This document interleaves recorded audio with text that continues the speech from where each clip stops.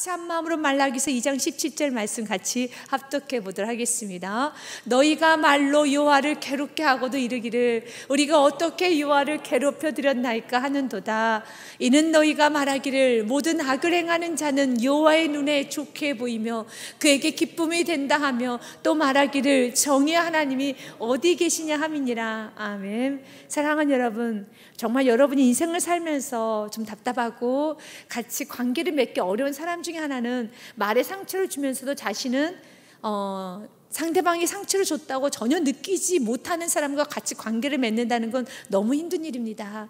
오늘 마치 이스라엘 백성도 하나님 관계가 그렇습니다. 하나님께 너무 많은 상처를 줬어요. 너무 많은 아픔을 주었고 또 너무 많은 죄를 지었음에도 불구하고 그들은 말합니다. 너희가 말로 여호와를 괴롭게 하고도 이르기를 우리가 어떻게 여호와를 괴롭혀 드렸나이까? 언제 하나님을 이렇게 힘들게 하게 했습니까? 우리가 언제 하나님을 이렇게 슬프게 했습니까? 라고 자기의 죄를 모른다는 겁니다. 올 한 해는 말씀을 통하여서 나의 죄를 비침받고 깨달을 수 있는 은혜가 있으시길 바라겠습니다.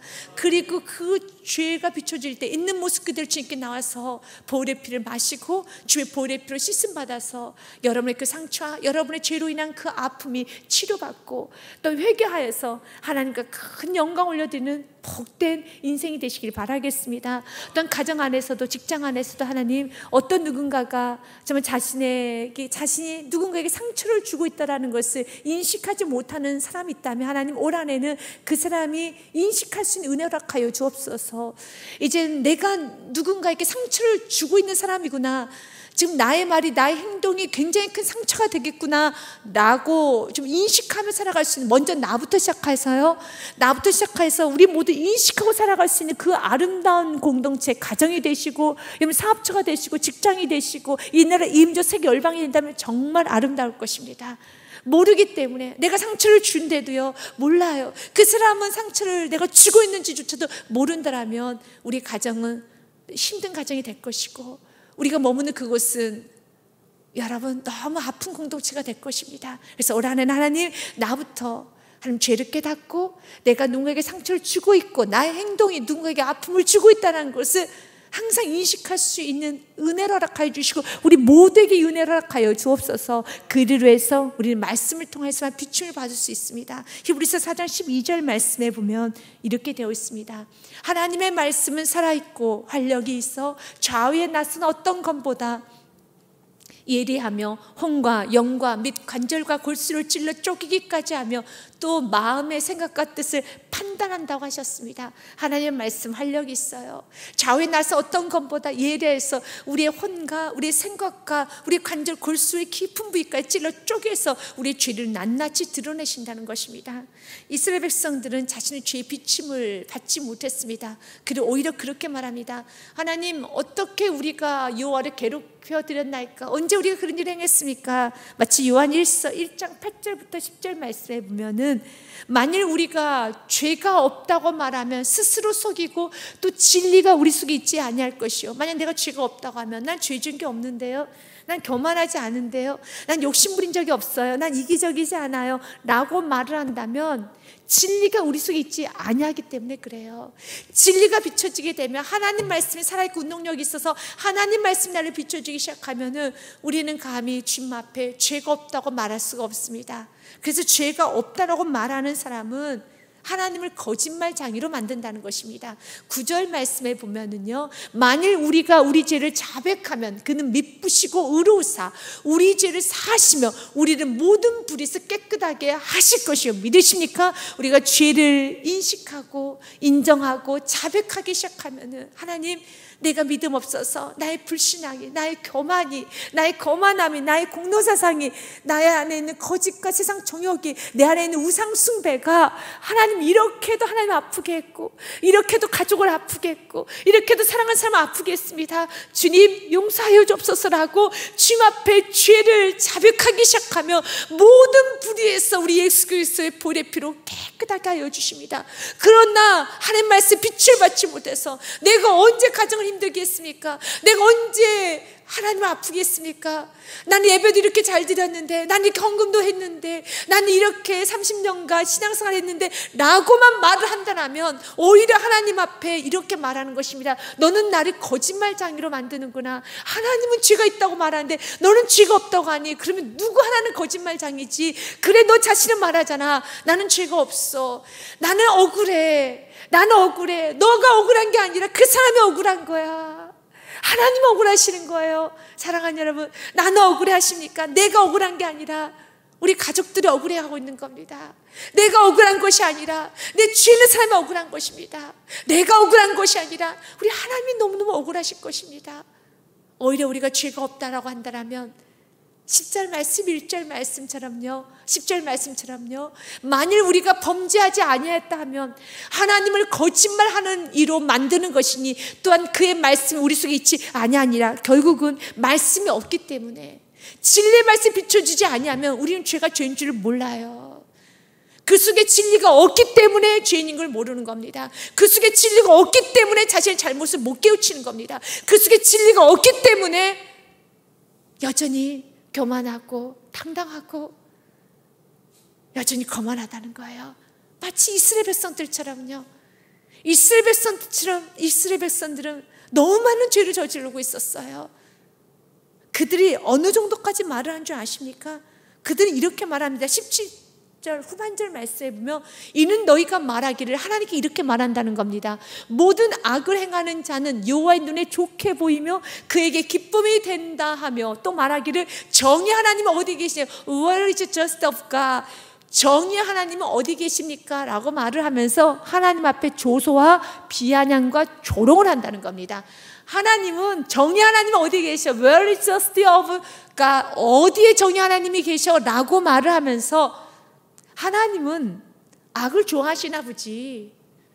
하나님은 악을 행하는 자를 좋게 보고 악을 행하는 자를 보면서 기뻐하시는 분이야. 그렇지 않고서 어떻게 이렇게 세상이 이렇게 가는데 이렇게 방치할 수 있어? 라고 말하는 겁니다. 이렇게 말하면은 꽤나 이스라엘 백성들이 잘 살고 있는 것 같다고 느낌 줄 수 있을 것입니다. 아닙니다. 이스라엘 백성들 생활은 엉망입니다. 진창한 생활을 하고 있습니다. 우리가 저번 주에 같이 수요 예배 때 말라기서 강의를 나눴듯이 이스라엘 백성들의 모습 2장 10절부터 16절의 말씀까지 은혜 나눴지 않았습니까? 그들은 어려서부터 어릴 때 취했던 본처지요. 조광지처라고 하죠. 어릴 때 취했던 여인을, 아내를 버리고 이방 여인과 결혼을 하고, 어릴 때 취했던 그 아내를 구타하고 학대하고, 그리고 자신이 학대하고 구타한 모습을 가리기 위해서 옷으로 그 얼굴을 가렸고, 예배 자리에 나와서 마치 구타 안 한 것처럼, 학대하지 않은 것처럼 예배 자리에 나오면서 이렇게 나쁜 행동을 많이 했어요.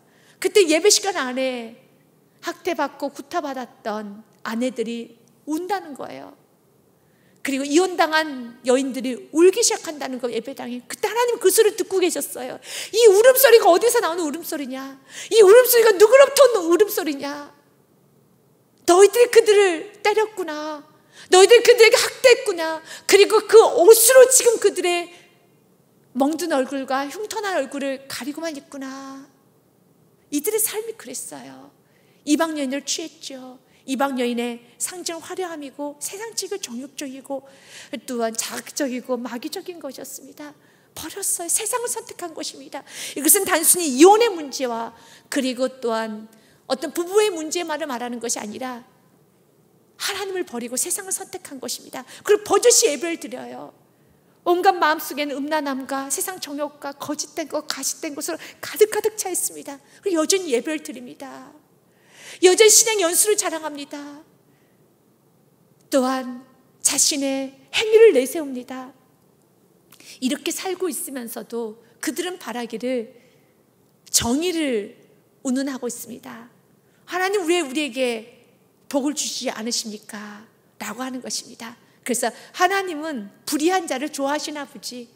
하나님은 불의한 자를 보면 기뻐해. 정의 하나님은 없어 라고 하나님 앞에 이렇게 말하는 것입니다.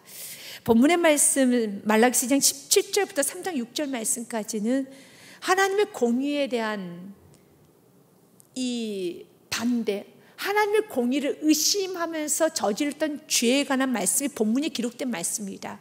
그럼 왜 그들이 자신의 행위는 엉망이면서도 공의 하나님과 정의 하나님을 그들이 찾기 시작했었느냐면, 핫겟의 말씀에 보면 핫겟 선지자가 이렇게 예언을 했었지요. 너희들이 성전 재건하고 난 후에는 이전의 영광보다 훨씬 더 큰 영광이 임하게 될 것이다 라는 말을 합니다. 그런 약속을 하였습니다. 그 말을 들었고 그 약속을 그들 근거로 하나님 성전 건축은 다 되었고 이렇게 성전 건축도 완벽히 되었다라면 솔로몬 이전의 영광보다 더 큰 영광을 보여주신다고 하셨는데 하나님 왜 영광이 나타나지 않습니까? 여전히 우리는 가난합니다.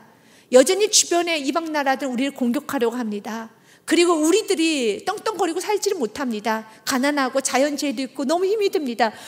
정의 하나님은 어디 있습니까? 공의 하나님은 어디 있습니까? 약속의 하나님은 어디 있습니까? 라고 하는 것입니다. 핫겟의 2장 6절 말씀에 보면 만군의 여호와가 이같이 말하노라. 조금 있으면 내가 하늘과 땅과 바다와 육지를 진동시킬 것이요 또한 모든 나라를 진동시킬 것이며 모든 나라의 보배가 이르리니 내가 이 성전의 영광이 충만하게 하리라. 만군의 여호와의 말이니라. 모든 나라의 땅들을 흔들면서 모든 나라의 보배가 이르게 될 것이다 하면서 우리가 부자가 될 것이라 생각을 했었습니다. 또한 9절 말씀에도 핫겟 선지자가 이렇게 말합니다. 이 성전의 나중 영광이 이전 영광보다 크리라. 만군의 여호와의 말이니라. 내가 이곳에 평강을 주리라. 만군의 여호와의 말이니라. 이전 영광이라는 것은 솔로몬의 성전 건축이 되고 난 후에 그 영광보다 훨씬 더 큰 영광이 임하게 될 것이다. 솔로몬 시대 때 솔로몬이 왕이 되었을 때 굉장히 부강했었습니다.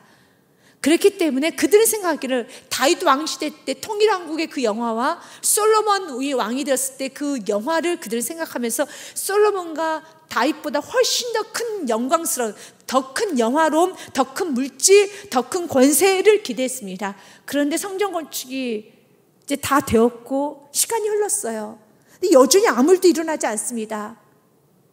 그러면서 하나님 앞에 공의 하나님이 어디 있느냐라고 말을 하면서 하나님은 오히려 헛된 것들을, 오히려 악을 행하는 자를 더 좋게 여기신 것 같습니다. 왜냐하면 이방 나라들이 본인의 나라들보다 더 훨씬 더 잘 살고 있기 때문에 이방 나라도 이렇게 축복받고 이렇게 잘 살고 이렇게 물질도 많으며 이렇게 호화스러운 생활을 하고 있더라면 분명 하나님은 예배하는 예배자들보다, 우리 하나님은 너무 세상적이셔서, 하나님은 너무 세상을 좋아하셔서 악을 행하는 자, 저 이방인들만 좋아하시는군요. 그래서 이방인들 좋아하시니까, 이방인들 기뻐하시니까 저렇게 이방인들에게는 복을 많이 주시는군요 라고 생각하는 겁니다.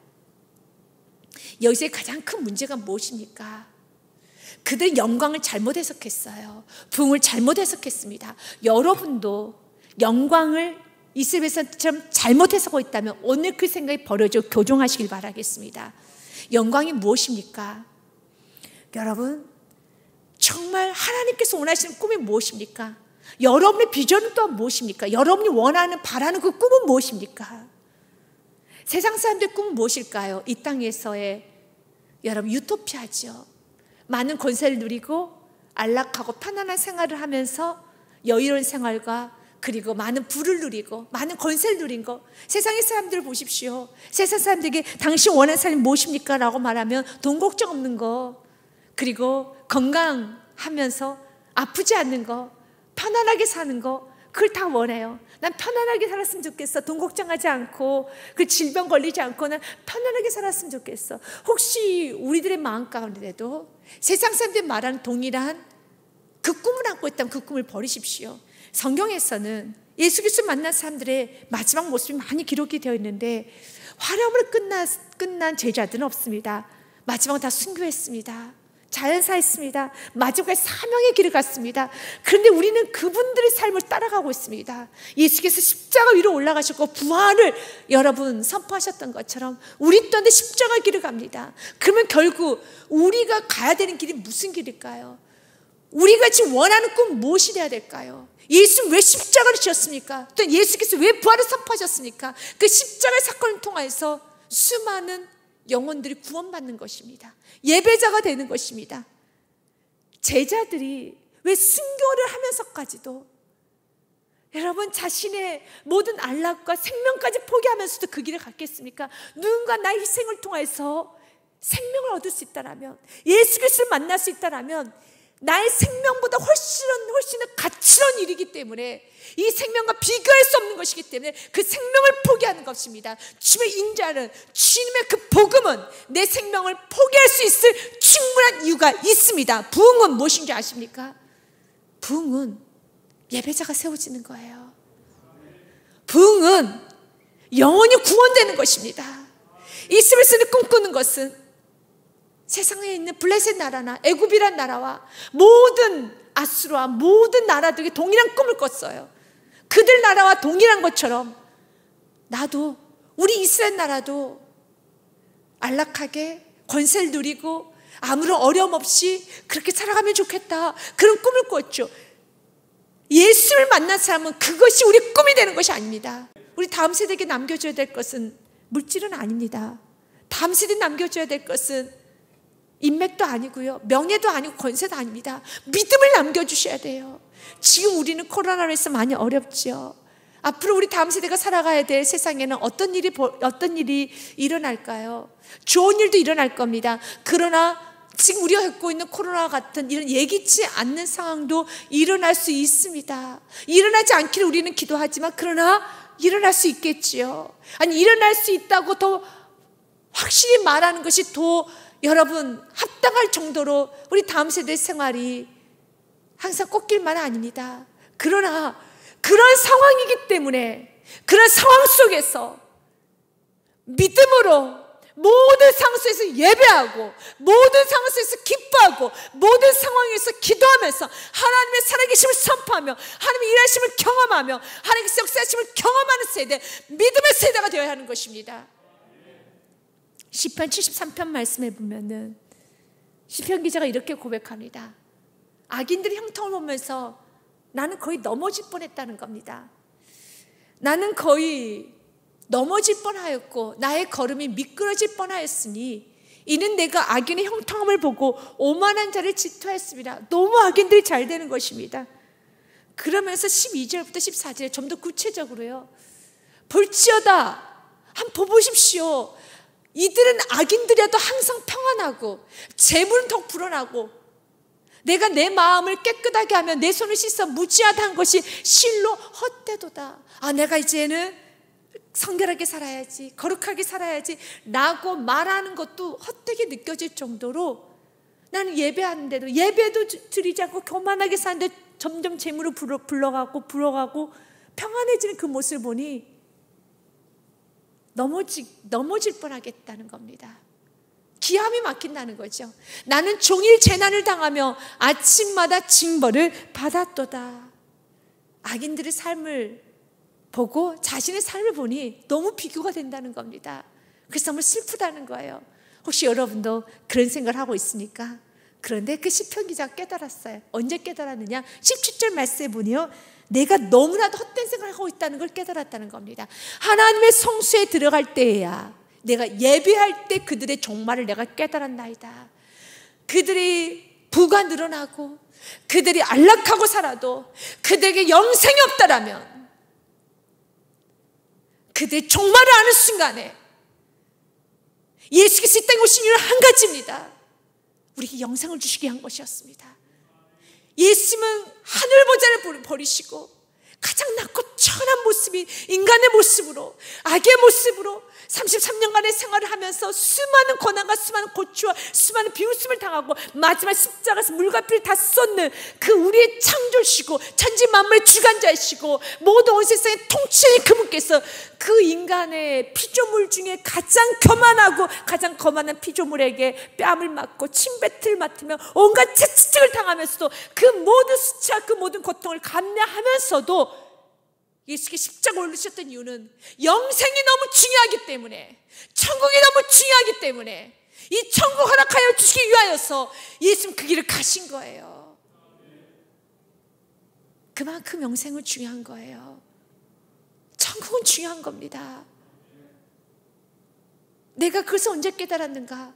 성소에 들어갈 때, 예배를 드릴 때 그대의 종말을 내가 깨달았나이다 라고 하면서요, 자신의 불평했던 시간이, 자신의 헛된 말들이 너무 창피해서 내가 짐승이었습니다 라는 고백을 해요. 내가 주님 앞에 이같이 우매 무지함에 나는 주님 앞에 짐승이오나 그러나 하나님께서 나를 살려주셨습니다. 내가 항상 주와 함께하니 주께서 내 오른손을 붙드셨나이다. 주의 교훈으로 나를 인도하시고 후에는 영광으로 나를 영접하시리니. 25절 말씀 같이 읽습니다. 하늘에서는 주 외에 누가 내게 있으리요, 땅에서는 주밖에 내가 사모할 리 없나이다. 아멘. 주밖에 사모할 리 없습니다. 이스라엘 백성들은 하나님이 내려주실 그 영광을 잘못 해석했어요. 그들은 붕을 꿈꾸지 않았습니다. 하나님의 나라를 꿈꾸는 것이 아니라 세상의 나라를 꿈꿨고, 하나님의 비전이 이루는 것을 꿈꾸는 것이 아니라 자신의 비전이 이루어지는 그 자신의 비전이 좀 더 잘 먹고 잘 살고 이방 여인들과 쾌락적으로도 누리고 자극적으로 살아가는 온갖 육적인 일만 원하는 삶을 꿈꿨어요. 육이 만족이 안 되니까 영이 만족이 되어도 육이 만족이 되지 않으니 그들은 영을 포기하고 영을 무가치하게 여기고 육을 선택했습니다. 여러분 지금 영의 사람입니까? 육의 사람이십니까? 사랑하는 여러분, 오늘 영의 사람이 되어야 하겠습니다. 그래서 3장 1절 말씀에 하나님은 선포합니다. 만군의 여호와가 이르노라. 보라, 내가 내 사자를 보내리니 그가 내 앞에 길을 준비할 것이요, 또 너희가 구하는 바 주가 갑자기 그의 성전에 임하시리니 곧 너희가 사모하는 바 언약의 사자가 임하실 것이라. 아멘. 먼저 주의 사자를 먼저 보내고요, 그 후에 언약의 사자를 보낸다고 합니다. 그 언약의 사자는 이 땅에 오실 예수 그리스도를 말합니다. 근데 그 언약의 사자가 하반절 말씀이 주가 갑자기 그의 성전에 임하시리니. 아멘. 맞습니다. 말라기서의 말씀 맞춰주고 난 후 400년 후에 정말 갑자기, 말씀 그대로 갑자기 이 땅에 예수님이 오셨어요. 말라기서가 끝나고 난 후 400년 후에 예수님이 이 땅에 오셨습니다. 그래서 이 땅에 오셔서 예수님은 당신의 이름 그대로 자기 백성을 그들의 죄에서 구원하여 주셨습니다. 그리고 예수님께 십자가에서 죽으시고 우리에게 구원을 풀어주시고 부활하셨어. 저 천국으로 올라가셨습니다. 그런데 그 주님 우리에게 오늘 동일하게 말합니다. 내가 다시 오리라. 사랑하는 여러분, 예수님이 다시 오실 줄 믿습니까? 오늘 말씀 그대로 그들이 갑자기 그의 성전에 임하시니 곧 너희가 사모한 바 언약의 사자가 임하실 것이라는 말씀이 400년 후에 이루어져서 2000년 전에 이루어지었던 것처럼 우리는 지금 사모합니다. 다시 오신 예수 그리스도를 사모합니다. 거룩한 신부의 모습으로요, 사모합니다. 갑자기 임하십니다. 그래서 그날과 그 시는 그 아무도 모르지만 성경 기록되어 있습니다. 내가 도적같이 임하리니, 평안하다 할 때, 평안하다 할 때, 아무것도 준비하지 않고 평안하다 할 때, 그때 내가 임하게 될 것이니 이제는 정신을 차리고 깨어있으라는 것입니다. 데살로니가전서 5장 1절 말씀부터 보겠습니다. 형제들아, 때와 시기에 관하여는 너희에게 쓸 것이 없으면, 이 말은 무엇입니까? 알려고 하지 말아라. 이거 연구하지 말라는 겁니다. 사랑하는 여러분, 예수님이 언제 오시나 그 시화 때 연구하지 마십시오. 그 무가치한 일이에요. 그걸 알 수 없어요. 성경 말하잖아요. 연구하려고도 하지 말고 알려고도 하지 말아라 라고 하기 때문에 알려고 하지 말라 하시는 그 말씀 순종하여서 알려고 하지 마십시오. 1절 말씀에 한 번 더 제가 읽겠습니다. 형제들아, 때와 시기에 관하여는 너희에게 쓸 것이 없음은, 2절 말씀에 주의 날이 밤에 도둑같이 이룰 줄 너희 자신 자세히 알기 때문이라. 아멘. 도둑같이 이릅니다. 갑자기 오늘 말씀 그대로 이릅니다. 그래서 갑자기 언약의 사자가 이른다 하신 것처럼 정말 갑자기 2000년 전에 오셨잖아요. 이 땅에 오셨잖아요. 오셔가지고 아기 예수님이 태어나시지 않았습니까? 그 예수님은 다시 오십니다. 갑자기 오십니다. 도적같이 오십니다. 그렇기 때문에 3절에 그들이 평안하다, 안전하다 그때 임신한 여자에게 해산의 고통이 이름과 같이 멸망이 갑자기 그들에게 이르니 결코 피하지 못하리라. 평안하다 할 때, 안전하다 그때 임신한 여자가 갑자기 배를 움켜쥐고 여러분 아기를 낳는 것처럼 그렇게 임한다는 거예요. 그래 우리는 어떻게 해야 됩니까? 6절과 7절 8절 말씀처럼 같이 읽습니다. 시작. 그러므로 우리는 다른 이들과 같이 자지 말고 오직 깨어 정신을 차릴지라. 이제 다른 이는 누구입니까? 세상 사람들처럼 평안하다, 안전하다, 이 땅이 전부인 것처럼 그렇게 살지 말고 시집가고 장가가고 여러분 소 사고 양 사고 그리고 장사하고 땅 팔고 땅 매매하고 그런 거 하지 말고 세상 사람들처럼 그런 거 하지 말고 깨어 정신을 차리라. 그러면 이 말이 우리는 예수님 오실 때까지 결혼도 하지 않고 소도 팔지 말고 장사도 하지 말고 매매도 하지 말고 땅도 사지도 말고 이렇게 가만히 있으라는 뜻인가? 아닙니다. 그건 아니에요. 그러나 거기에 온갖 정신이 다 여러분 쏟지 말라는 거예요. 세상 사람들은 땅을 매매하는데 정신을 다 쏟잖아요. 또한 결혼하는데 정신을 다 쏟잖아요. 장사하는데 정신을 다 쏟지 않습니까? 그리고 또한 여러분 여러 가지 자기 일하는데 다 정신을 쏟죠. 우리도 동일하게 땅도 사야 되고 매매도 해야 되고 결혼도 해야 되고 소도 사야 되고 양도 사야 되고 장사도 해야 되고 자녀도 키워야 되고 많은 걸 하는 거예요. 그러나 그것이 여러분 온갖 정신을 다 쏟는 것이 아닙니다. 여기에 다 여러분들이 온갖 시간과 정성을 다 쏟는 것이 아니라 정신을 집중하는 것이 아니라 항상 우리의 정신을 먼저 예배에 집중하시고 저 천국을 소망하면서 여기 때도 가지 말고 저기 때도 가지 말고 나 있는 곳에서 예배하고 내게 주어진 모든 환경에서 감사하며 그곳에서 믿음으로 살아가시고 그곳에서 믿음으로 충성하시고 그곳에서 예배하시고 믿음의 사람처럼 하나님의 살아계심을 드러내면서 어느 하루 충성스럽게 사는 겁니다. 언제나 누구를 의식하면서요? 하나님 의식하면서요. 이것을 우리가 코람데오의 삶이라고 하는 겁니다. 하나님을 의식하는 신전의식이라고 하죠. 그러므로 우리는 다른 이들과 같이 자지 말고 오직 깨어 정신을 차릴지라. 자는 자들은 밤에 자고 취하는 자들은 밤에 취하래. 그러나 8절 말씀 같이 읽겠습니다. 우리는 낮에 속하였으니 정신을 차려고 믿음과 사랑에 호신경을 붙이고 구원의 소망의 투구를 쓰자. 아멘. 정신을 차린다는 것은요, 믿음과 사랑에 호신경을 붙이는 거예요. 내 안에 믿음의 방패, 믿음으로 여러분 사랑으로 내 온몸을 다 감싸는 겁니다. 언제나 여러분 가는 곳에는 믿음으로 나아가셔야 돼요. 언제나 여러분 사랑으로 나아가셔야 되는 겁니다. 언제나 여러분은 구원의 소망에 투구를 쓰고 나가셔서 어떤 상황에서도 하나님은 일하십니다. 하나님은 구원하여 주십니다. 하나님은 건져주십니다. 하나님은 구원하여 주십니다 라고 소망하면서 구원의 소망에 투구를 쓰고 모든 상황에서 저 천국을 소망하면서 나아가며 언제나 믿음으로 온몸을 감싸서 사랑으로 온몸을 감싸고 나아가야 되는 것입니다. 하나님은 우리에게 말합니다. 먼저는 너희가 사모하는 바 언약의 사자가 임하실 것이다. 언제요? 갑자기 그의 성전에 임하시리니. 아멘. 맞습니다. 성전에 임합니다. 그 성전에 임한 은혜는 오늘도 임하고 있습니다. 세상에 보기에는 성전이 여러분 화려해 보지 않을 수 있어요. 그러나 이 성전은 너무 귀한 곳입니다. 이 성전 안에 말씀이 선포되고 있습니다. 하나님의 임재가 있습니다. 2000년에 오셨던 예수님의 그 임재는 오늘 이 시간에도 동일하게 임하셔서 다시 오실 그 예수님의 그 임재도 오늘 이 성전에 동일하게 임하여서 여러분들에게 전달되고 있습니다. 그런데 그 언약의 사자가 오기 전에 먼저 3장 1절 말씀에 보면은 만군의 여호와가 이르노라 보라 내가 내 사자를 보내리니 그가 내 앞에서 길을 준비할 것이오라고 말합니다. 그리고 난 후에 언약의 사자 이 땅에 오신 예수 그리스도를 보내줄 것이라 말하죠. 맞습니다. 예수님 오시기 전에 먼저 세례 요한을 하나님 먼저 보내셨어요. 그래서 세례 요한이 했던 일은 누가복음 3장 말씀에 보면 선지자 이사야의 책에 쓴 바 광야에 외치는 자의 소리가 있어 이르되 너희는 주의 길을 준비하라 그의 오실 길을 곧게 하라. 아멘. 세례 요한이 했던 것은 이사야 선지자가 했던 말 그대로 이 땅에 오실 예수님을 잘 맞아들이기 위해서 더러운 것들을 치우는 일을 했습니다. 더러운 것들을 치우는 겁니다.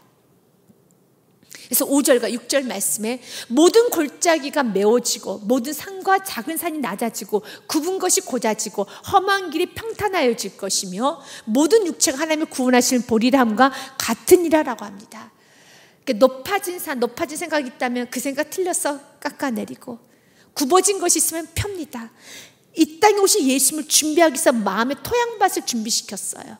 특별히 동일한 말씀 기록되어 있는 마태복음 3장에서는 바리새인들 마음 안에 우리는 아브라함의 자손이야, 나는 그 오만하고 특권 의식을 버려라 라는 말을 합니다.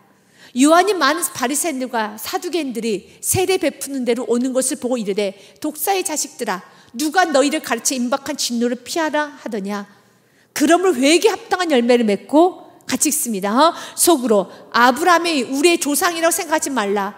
내가 너희에게 이르노니 하나님이 능히 이 돌들도 아브라함의 자손이 되게 하시리라. 이 돌들도 아브라함의 자손이라고 말할 수 있어.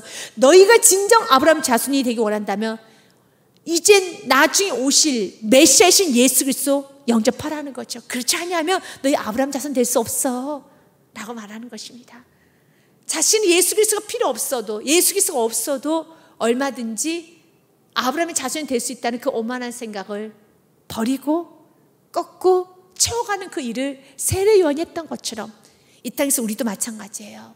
다시 오실 재림의 예수님을 맞이하기 위해서 이 땅에 아직 그 예수님 누군지 모르시는 많은 분들에게, 천국은 착한 일을 하면 갈 수 있다고 생각하는 그런 어리석은 사람에게, 또 천국이 없다라고 말하는 그런 사람에게도, 또 이 세상에서 내가 다시 착한 일을 하면 다시 태어나겠지라고 하는 그런 환생설을, 어떤 윤회설을 믿고 있는 어리석고 무식한 사람들에게 이제 가르쳐야 되는 겁니다. 이 세상 한 번 죽으면 끝나는 것이고 죽고 나면 천국이 있다 가르치셔야 되고요, 지옥도 있다 가르치셔야 되고요, 예수가 통과하지 않고서는, 예수 믿지 않고서는, 죄인 거 고백하지 않고서는, 예수의 보혈의 피를 마시지 않고서는 절대로 천국 갈 수 없다는 것도 가르쳐 주셔야 되는 겁니다. 언제까지요? 예수님 다시 오시는 그 재림의 날까지. 마치 세례 요한이 광야에서 외치는 소리가 됐잖아요. 세례 요한이 예수님이 오실 길을 예배했던 것처럼 우리도 세례 요한이 되어서 다시 오실 예수님의 길을 예배해야 되는 겁니다. 왜 하나님께서는 이스라엘 백성들에게 성전을 재건하게 하고 성전이 재건하고 나면 그 영광을 보여주시겠다는 그 핫겟의 말씀을 왜 전했습니까? 맞아요. 그 성전을 통해서 죄사함이 선포되었고 하나님 임재를 경험해서 수많은 영혼들, 죄가 죄인 줄을 모르며 살아가는 그 영혼들을 다 성전을 데리고 들어오라는 것이죠. 예전에 성전이 없었죠. 그래서 그들은 그 하나님의 영광을 선포하지 못했어요. 그런데 이제 성전을 만들어 줄게. 그 성전 안에 너희들만 오는 것이 아니라 수많은 이방인들, 너희 자녀들 다 데리고 와서 죄사함 받고 하나님의 거룩하심 안으로 들어와라. 그 성전의 축복을 믿지 않는 이방인들에게 좀 나눠주라고, 그 영광이 드러나는 삶을 살게 하는 통로대라고 성전을 주었는데 그들은 허망한 생각을 하고 있는 겁니다. 성전이 지어지고 나면은 나도 이방인들처럼 권세와 부를 누릴 수 있을 것이라는 그 생각에 그들이 하나님을 향해서 조롱하는 말까지 하게 된 것입니다. 그러면서 하나님께서는 그가 임하신 날을 누가 능히 당하며 그가 나타날 때 누가 능히 서리요. 그는 금을 연단한 자의 불과 표백하는 자의 잿물과 같을 것이라 했습니다. 그래서 그는 이 땅에 오셨던 예수 그리스도를 말합니다. 예수 그리스도가 나타날 때 누가 능히 서리요. 아무도 설 수 없습니다. 그래서 설 자가 있죠. 예수 그리스도 보혈의 피로 씻긴 받은 자는 설 수 있습니다. 그래서 그가 나타날 때는 누가 능히 서리요. 그러나 그는 금을 연단하는 자의 불과 표백하는 자의 잿물과 같을 것이라. 잿물은 아주 쉬운 표현을 한다면 비누라고 표현할 수 있어요. 비누. 씻겨준다는 겁니다. 맞아요. 그 누구도 쓸 수 없지만 예수님 우리를 씻겨주십니다. 아멘. 요한계시록 말씀에 보면은 이렇게 기록이 되어 있습니다. 나는 알파와 오메가요, 처음과 마지막이요, 시작과 마침이라. 14절 말씀 같이 읽겠습니다. 자기 두루마기를 빠는 자들은 복이 있으니 이는 그들이 생명나무에 나아가며 문들을 통하여 성에 들어갈 권세를 받으라 합니다. 아멘. 두루마기를 빠는 자들, 뭘로 빨아야 됩니까? 말라기서 말씀으로 한다면 잿물로 빨아야 돼요. 그래 신약적 표현을 한다면 보혈의 피로 빨면 되는 겁니다. 요한계시록 7장 말씀에도 되어 있습니다. 장로 중 하나가 응답하여 나에게 이르되 이 흰옷 입은 자들이 누구이며 또 어디서 왔느냐? 내가 말하기를 내 주여 당신이 아시나이다 하니 그가 나에게 이르되 이 큰 환난에서 나오는 자들인데 어린 양의 피에 그 옷을 씻어 희게 하였느니라. 아멘. 우리의 죄를, 우리의 옷을 씻어줄 건 어린 양의 피밖에 없습니다. 오늘 말라기상 잿물이 그는 금을 연다는 자의 불과 표백하는 자의 잿물과 같을 것이라. 그 잿물로 씻어주는 것처럼 어린 양의 피에 그 옷을 씻어 희게 하였느니라. 아멘. 예수 그리스도의 보혈의 피로 씻음 받은 것입니다. 이것이 영광이에요. 예수 그리스도의 보혈의 피가 씻김 받는 영혼들이 세워지는 것이 영광입니다. 그 영혼을 보면 저와 여러분 배가 불러야 돼요. 그 영혼을 보면 우리는 너무 행복해서, 너무 기뻐서 우리는 춤을 춰야 돼요. 그 영혼이 세워져도 우리는 기쁨이 없고 여전히 내 눈에는 금은 보화만 보인다라면 우리는 부흥을 꿈꾸는 사람이 아니에요. 우리 영광을 모르는 사람입니다. 세상 사람과 동일한 세상적인 사람이라는 것입니다. 내가 보혈의 피로 씻김 받았을 때 그 기쁨을 여러분들 아신다면, 누군가 보혈의 피에 씻김 받아서 누군가 예배자가 되고 난 그 모습을 보면 얼마나 기쁜지 몰라요. 여러분들 그 구원의 감격이 있어야 되고, 영혼이 세워졌을 때 그 구원의 기쁨이 있어야 되는 것입니다. 내가 예배자가 되었습니다. 근데 어떤 그 누구도 죄에 매여 있고, 시기 질투에 매여 있고, 의심에 매여 있고, 불신에 매여 있고, 두려움에 매여 있고, 항상 근심 초조에 매여 있던 그 사람이 예수 그리스도를 만나서 회복이 되어서 이제 자유한 인생이 되고 예배자 인생이 되고 믿음의 삶이 되었다라면 이제 기뻐하면서 칭찬해주고 같이 기뻐하고 춤을 추면서 우리가 나가야 되지 않겠습니까? 그러면서 주님 감사합니다, 기도응답해 주셨습니다, 고맙습니다 해야 되는 것입니다. 성경 우리에게 말합니다. 그들에 대해서 참으로 어리석은 이스라엘 백성들, 그러나 하나님은 내가 이 영광이 무엇인지를 정확하게 보여주십니다. 영광이라는 것은 예배자가 세워지는 것이고 제물로 다 씻김받는 것이 영광이란다 라고 하면서, 그때 유다와 예루살렘의 봉헌물과 옛날과 고대와 같이 나 여호와께 기쁨이 되려냐, 이렇게 와서 주님 앞에 예배드린 예배자가 된 건 내가 너무 기뻐. 그런데 지금 너희들의 삶은 5절 말씀처럼요, 내가 심판으로 너에게 임할 것이라. 왜 어떤 부분이 그들에게 심판의 대상이 됩니까? 첫째, 그들의 삶에 점을 치고 있어요. 예배하라고 했더니 예배는 하지 않고 점칩니다. 세상 운세를 따라갑니다. 세상을 먼저 찾아갑니다. 점치는 자에게와 간음하는 자, 너무 많은 간음을 했어요. 학대했습니다. 자신의 본부인을 다 버렸습니다. 외도했습니다. 그리고 또한 여러분 세상 여러분 나쁜 행동은 다 했습니다. 간음하는 자에게와 거짓 맹세하는 자에게와 품꾼의 싹세대에 억울하게 하며 거짓말을 했습니다. 시기했습니다. 질투했습니다. 그리고 또한 남의 것을 훔쳐갔습니다. 과부와 고아를 압제하며 어린아이를 학대했습니다. 과부를 학대했습니다. 나그네를 억울하게 하면서 노숙인들을 학대했습니다. 없는 자를 무시했습니다. 멸시했습니다. 그리고 마지막에 나를 경외하지 아니하는 자들에게 속히 증언하리라. 만군의 여호와가 말하였느니라. 6절 말씀 같이 읽습니다. 나 여호와는 변하지 아니하나니 그러므로 야곱의 자손들아 너희가 소멸되지 아니하니라. 아멘. 나 여호와는 변하지 않아. 오늘도 하나님은 실실히 여기 계십니다. 그리고 주님 말합니다. 야곱의 자손들 너희가 소멸되지 아니하느니라. 그러나 그 악한 세대 중에서도 믿음으로 살아가고 있는 그 세대를 하나님은 축복하십니다. 지금도 그 자들만 축복하시고 그 믿음의 삶을 통해서 오늘도 이해하고 계신 믿으시길 바라겠습니다. 하박국서에 보면은 세상이 온통 깜깜하다 느꼈을 때 하나님 하박국 선지자에게 분명히 말했지요. 의인은 어떻게 살아가야 되는지, 좌여러분 어떻게 살아야 되는지를 분명하게 말했습니다. 이 묵시가 정한 때가 있나니 그 종말이 속히 이르겠고 결코 거짓되지 아니하리라. 믿으십니까? 예수님 다시 오십니다. 비록 더딜지라도 기다리라. 지체되지 않고 반드시 응하리라. 반드시 오십니다. 그럼 우리가 반드시 오시는 그 예수를 맞이하는 우리 의인들은 어떻게 살아야 됩니까? 4절 말씀 같이 읽습니다. 보라, 그의 마음은 교만하며 그 속에 정직하지 못하나 그러나 의인은 그의 믿음으로 말미암아 살리라. 아멘. 우리는 의인은 믿음으로 말미암아 살리라. 그러나 악인은 전도서 8장 11절 말씀처럼 하나님께서 더디 온다 하시니까, 하나님께서 여러분 참으로 더디 온다 하시니까 그들은 오히려 악한 일에 관한 징벌이 속히 실행되지 아니하므로 인생들이 악을 행하는데 더 마음이 담대하도다. 세상 사람들 있죠. 하나님 안 오잖아, 이거 심판 없잖아, 이렇게 악인들이 이렇게 큰 악을 저질러도 아무렇지도 않잖아. 그러면서 이스라엘 백성처럼 하나님에게 이렇게 조롱하는 거예요. 하나님은 악을 좋아하시나 봐 라고 말하는 그 오만한 세대들 사이에서 우리 어떻게 살아야 됩니까? 의인은 믿음으로 말미암아 살리라. 사랑하는 여러분 의인이십니까? 의인은 믿음으로 사는 겁니다. 다시 오실 그 재림의 예수님을 기다리면서 신전의식을 가지고 거람되어의 삶을 사셔야 되는 것입니다. 여러분의 삶에 이 축복이 영원히 있으시기 주님을 축복드립니다.